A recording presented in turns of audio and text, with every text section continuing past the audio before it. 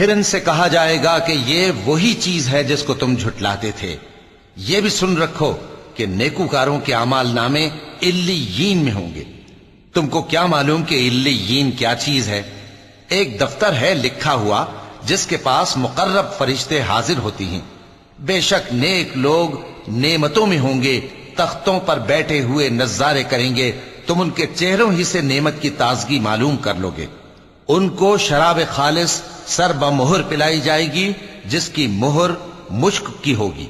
تو نعمتوں کے لیے ریس کرنے والوں کو چاہیے کہ اسی کی ریس کریں، اور اس میں آب تسنیم کی آمیزش ہوگی۔ وہ ایک چشمہ ہے جس میں سے اللہ کے مقرب پیئیں گے۔ جو گناہگار یعنی کفار ہیں وہ دنیا میں مومنوں سے ہنسی کیا کرتے تھے، اور جب ان کے پاس سے گزرتے تو حقارت سے اشارے کرتے، اور جب اپنے گھر کو لوٹتے تو اتراتے ہوئے لوٹتے۔